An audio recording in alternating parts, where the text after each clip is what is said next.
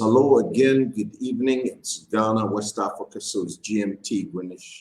Thank you so much, as always, for taking time to join us. Thank you so much for taking time to be a part of these great sessions, these great times of interaction. What we talk about is that you and I, as human beings in our common humanity, all of us, in spite of gender, color, skin pigmentation, geography, race, language, whatever language we speak, wherever we are, geography, all of us, each one of us is endowed and blessed by our Creator with this software within us, with this potential within us to be game changers, to be change makers, to be difference makers who can make our world a better place. There are people we wish we could shake hands with and just touch them to see if they were regular humans like us. You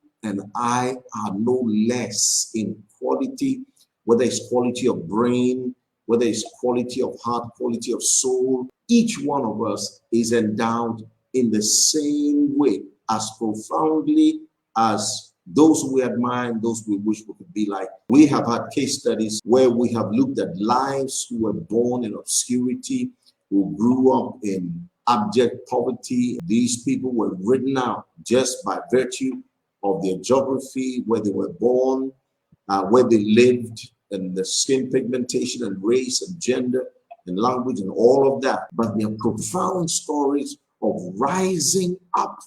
For some of them, you would wonder, can a human being really rise out of these circumstances? And yet they rose.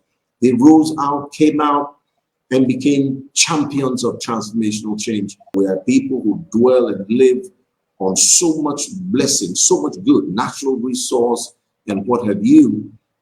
It is a contradiction that we live where we live, and the Creator placed us where we are, and others who don't have anything close to what we have are so far advanced in terms of advancement, doing well, development, and what have you. There must be something these others do right, which we don't do, or which we need to examine to try and put a finger on, and to somehow understand that transformational change is not rocket science, neither is it magical. It's hard work, it's effort, it's determination, it's decision, it's choice, it's choosing to want to be it, do it.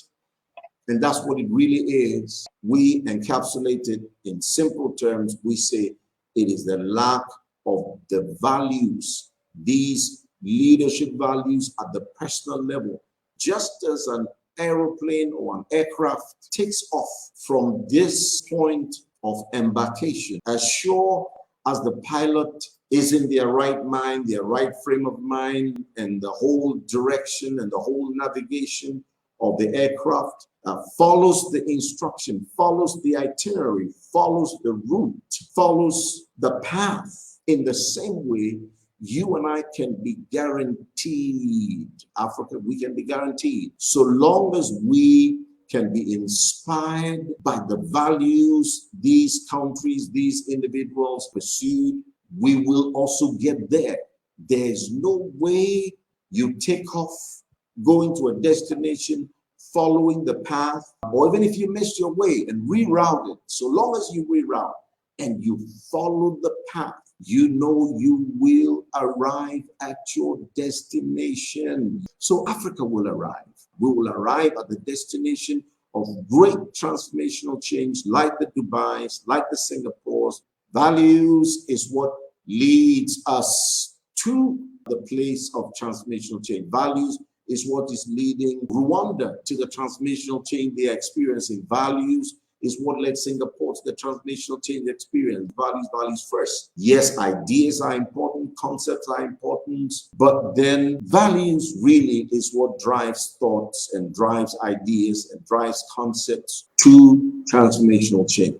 We've been looking at entrepreneurial leadership and entrepreneurial leadership values And we've been saying that entrepreneurial leadership values are sets of principles or ideals that drive and guide behavior. Entrepreneurial leadership values are basic and fundamental beliefs that guide or motivate attitudes or actions. They help to determine what is important and give structure and purpose to what is meaningful and what one stands for. What is missing to the destination of transformational change is leadership.